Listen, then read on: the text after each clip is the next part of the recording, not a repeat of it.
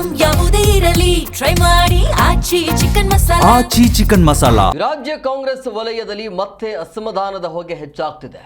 ಇಷ್ಟು ದಿನ ಬಣ ಬಡಿದಾಟ ಅನ್ನುವಂಥ ವಿಚಾರ ಚರ್ಚೆ ಆಗ್ತಿದ್ರೆ ಈಗ ಬಣದ ಒಳಗೆ ಅಸಮಾಧಾನ ಶುರುವಾಯ್ತಾ ಅನ್ನುವಂಥ ಚರ್ಚೆ ಆಗ್ತಿದೆ. ಅದರಲ್ಲೂ ಸಿಎಂ ಸಿದ್ದರಾಮಯ್ಯ ಆಪ್ತರಲ್ಲೇ ಗುರುತಿಸಿಕೊಂಡ ನಾಯಕರೇ ಸಿಎಂ ಅಸಹಾಯಕರಾಗಿದ್ದಾರೆ ಅನ್ನುವಂಥ ಹೇಳಿಕೆ ಈಗ ಸಂಚಲನ ಮೂಡಿಸಿದೆ. ಹಾಗಾದರೆ ಈ ವಿಚಾರಕ್ಕೆ ಕೈ ನಾಯಕರ ಅಭಿಪ್ರಾಯ ಏನು ಅಂತೀರಾ? ಅದರ ಡೀಟೇಲ್ಸ್ ನಿಮ್ಮ ಮುಂದೆ.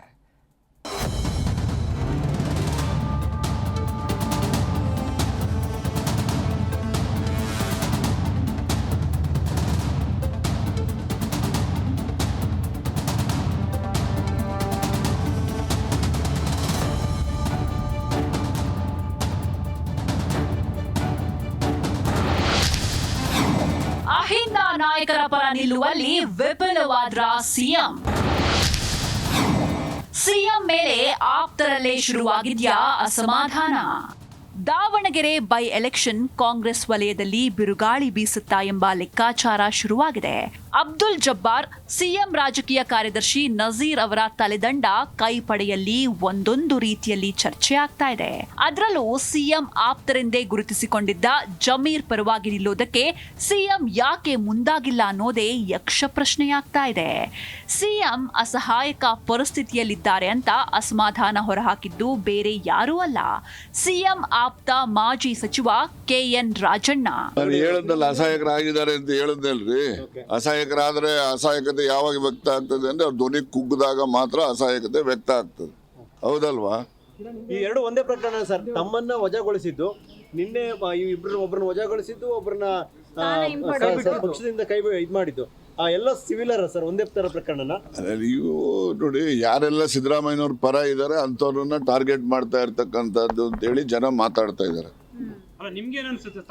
ಜನ ಮಾತಾಡ್ತಾ ಇದ್ದಾರೆ ರೀ.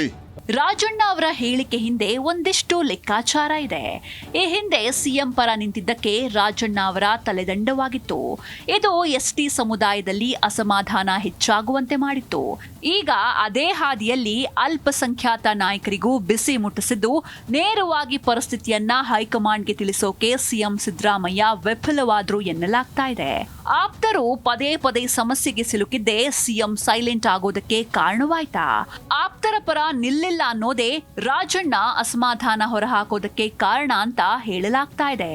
ಇನ್ನು ಸಿಎಂ ಅಸಹಾಯಕರೆಂಬ ರಾಜಣ್ಣ ಹೇಳಿಕೆ ವಿಚಾರಕ್ಕೆ ಪ್ರತಿಕ್ರಿಯೆ ನೀಡಿದ ಗೃಹ ಸಚಿವ ಪರಮೇಶ್ವರ್, ಅದು ಅವರ ವೈಯಕ್ತಿಕ ಹೇಳಿಕೆ. ರಾಜಣ್ಣ ಮಾತಿನ ಬಗ್ಗೆ ನಾನು ಮಾತನಾಡಲ್ಲ. ಪಕ್ಷ ಮುಸ್ಲಿಂ ಸಮುದಾಯದ ಪರ ಬೆನ್ನಿಗೆ ನಿಂತಿದ್ದು ಅಲ್ಪಸಂಖ್ಯಾತರನ್ನ ನಿರ್ಲಕ್ಷ್ಯ ಮಾಡಿಲ್ಲ. ಅವರು ನಮ್ಮ ಜೊತೆ ನಿಂತಿದ್ದಾರೆ. ದಾವಣಗೆರೆ ಒಂದು ಸೀಟ್ನಿಂದ ಬದಲಾಗುತ್ತೆ ಅನ್ನೋದಿಲ್ಲ. ಮುಸ್ಲಿಂ ಸಹೋದರರು ಟಿಕೆಟ್ ಸಿಗ್ಲಿಲ್ಲ ಅಂತ ಬೇಸರ ಬೇಡ, ಇದನ್ನೆಲ್ಲ ಸರಿಪಡಿಸ್ತೇವೆ ಅಂತ ಮಾಹಿತಿ ನೀಡಿದ್ರು. ಇದರಲ್ಲಿ ನಾನು ಅವರ ರಿಯಾಕ್ಷನ್ಗೆ ನನ್ನನ್ನು ಕೇಳಬೇಡ.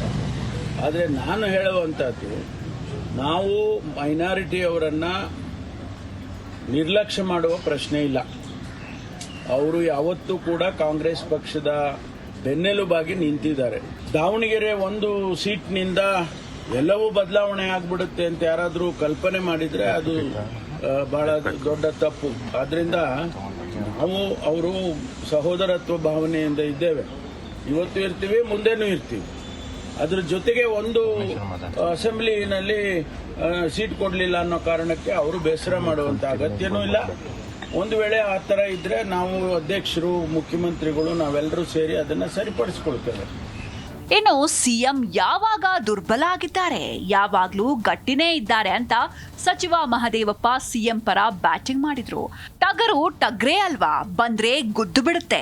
ರಾಜಣ್ಣ ಅವರಿಗೆ ಸಿಎಂ ಮೇಲೆ ಪ್ರೀತಿ ಇದೆ, ಹಾಗಾಗಿ ಸಿಎಂ ಜೋರಾಗಿ ಮಾತಾಡ್ಬೇಕು ಅಂತಾರೆ.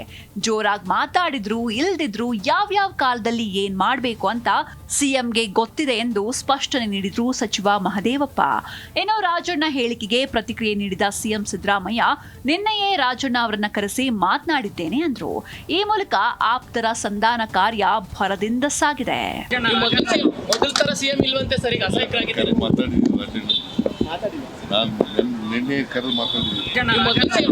ತರ ಸಿಎಂ ಇಲ್ವಂತೆ ಸರ್, ಈಗ ಅಸಹಾಯಕರಾಗಿದ್ದಾರೆ. ಒಟ್ನಲ್ಲಿ ಸಿಎಂ ಅಸಹಾಯಕರಾಗಿದ್ದಾರೆ ಎಂಬ ಹೇಳಿಕೆಗೆ ಕಾಂಗ್ರೆಸ್ ವಲಯದಲ್ಲಿ ನಾನಾ ರೀತಿಯ ಲೆಕ್ಕಾಚಾರ ಶುರುವಾಗಿದೆ. ರಾಜಣ್ಣ ಹೇಳಿಕೆಯ ಬಳಿಕ ಸಿಎಂ ಆಪ್ತರಲ್ಲಿ ಗುರುತಿಸಿಕೊಂಡಿರುವ ನಾಯಕರು ಸಿಎಂ ಪರ ನಿಂತಿದ್ದಾರೆ.